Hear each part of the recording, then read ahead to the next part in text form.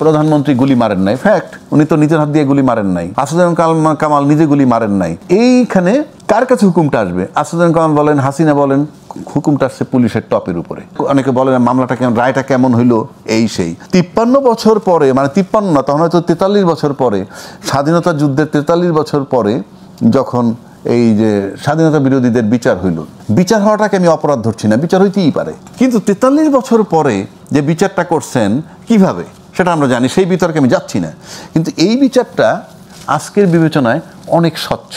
কিন্তু এই স্বচ্ছ আমরা সবাই স্বীকার করি স্বচ্ছ, কিন্তু এত দ্রুত হয়েছে এজন্য অনেকে প্রশ্ন তুলছেন। সেটা আমি ব্যাখ্যা দিচ্ছি, আপনি দ্রুত প্রশ্ন করছেন, ভালো। স্বচ্ছটা কিভাবে একটু বুঝাই নেই। এক নম্বর হলো জাতিসংঘ একটা বিরাট প্রতিবেদন করছে। জাতিসংঘের প্রতিবেদনটা কিন্তু গ্রহণযোগ্য। আপনি যত কথাই মুখে আমরা বলি না কেন, বহু দেশের ব্যাপারে জাতিসংঘ তো প্রতিবেদন করতে পারে না, যে সমস্ত দেশের ভেটো পাওয়ার টাওয়ার আছে, কিন্তু যেটা তারা করতে পারে সেটা কিন্তু আছে। পাশাপাশি আপনি একজন দায়িত্বশীল ব্যক্তিকে রাজসাক্ষী হিসেবে পাইছেন।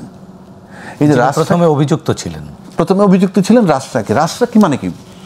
আপনি এটা কিন্তু শুধু এই মামলায় যে তা না, আমাদের নর্মাল ইন জেনারেল অনেক মামলায়ও রাজসাক্ষী তৈরি হয়। কেন হয়?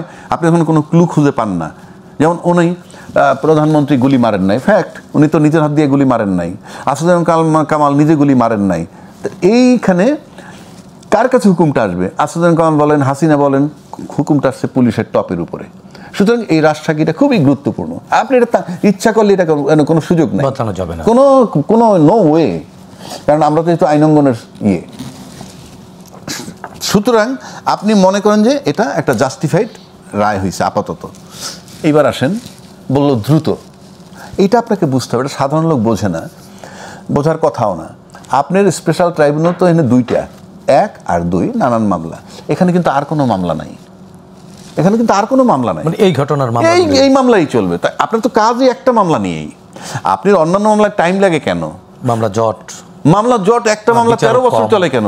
আপনার 2 মাস পর একটা ডেট দেয়, 3 মাস পর একটা ডেট দেয়। ট্রাইব্যুনাল করাই হয়েছে যে শুধু এটা, এই করতে করতে করতে লম্বা সময় চলে যায়। প্রতিদিন 200, 250, 300, 500 নথি হ্যান্ডেল করে একটা কোর্ট, আর ওখানে তো একটা নথি একটা। সুতরাং এটা হলো সর্বোচ্চ। যে মামলাটা 15 বছর চলে, সে যদি কোর্ট আওয়ার হিসাব করেন, 15 বছরে সে 6-7 ঘন্টা কোর্টের সময় পাইছে। এটা ইনকোয়ারিটির মধ্যে স্পেসিফিক, এরাই এটার কাজে 15 বছরে হার্ডলি 6, 7 আর 10 নয় 20 ঘন্টা সময় পাইছে ওই মামলাটার পিছনে।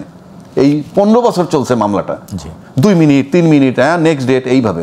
আর এটা হলো কন্টিনিউয়াস প্রসেস, এই একটা মামলা। কাজে এই কথাটা যৌক্তিক না, বরং পুঙ্খানু সবাই মনোযোগ সহকারে এই একটা মামলাই করেছে। সেই হিসাবে আপনার ওই কথাটা